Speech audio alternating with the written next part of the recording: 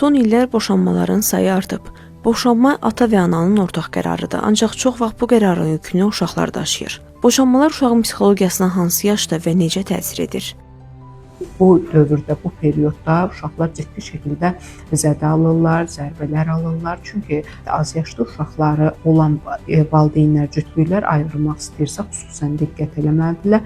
Çünki 7-8 yaşlarına qədər boşanma halları olan zaman uşaq bəzən elə bilir ki, boşanmalar onlar ucbatından olub. Mən yaxşı uşaq deyiləm deyən anam, atam ayrılıb. Mən dəcəllik eləmişəm deyən atam bizi qoyub getdi və ya anam bizi sevmədi, getdi və özünü sevilməmiş bir övlad kimi hiss edir və bu sevgisizlik onda irəlidə quracağı ailədən qorxma, özünü dəyərsiz bilmə, ünsiyyət problemləri, sosial fobiya, qorxular, həyəcan təşviş pozuntusu, hətta dərin hallarda depressiyalara qədər gətirib çıxarda bilir.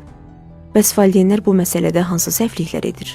Boşanma qərarı alınıbsa, mütləq şəkildə bunu öncədən övladlarına bildirməli, məlumat verməli. Bizim həyatımızda sadəcə fiziki olaraq, məsələn, atam bizi ilə yaşamayacaq, amma sən həmişə atanı görəcəksən, həmişə bir yerdə zaman keçirəcəksiniz.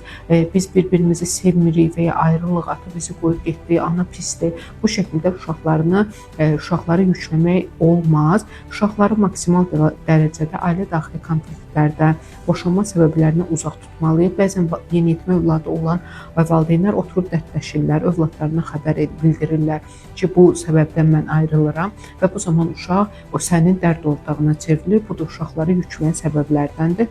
Onun üçün də boşanma hallarında valideynlər xüsusən də bu dövrdə bir uşaq psixoloqu ilə məsləhətləşmələri daha məqsədə uyğundur. Onların iştirakı ilə bu dövrü rahat keçirmək daha məqsədə uyğundur. Uşaq üçün ailə güvən yeridir. Ata-ana birliyi bu yerin sabitliyidir.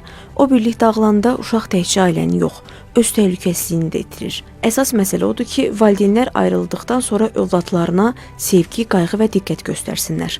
Uşaqlar boşanmanın yalnız ata-ana arasındakı şəxsi münasibəti bitirdiyini, özü ilə bağlı bütün münasibətlərin isə dəyişməz olduğunu hiss etməlidir. Əks halda övladımız öz əlimizlə qüsurlu şəxsə çevrilə bilər.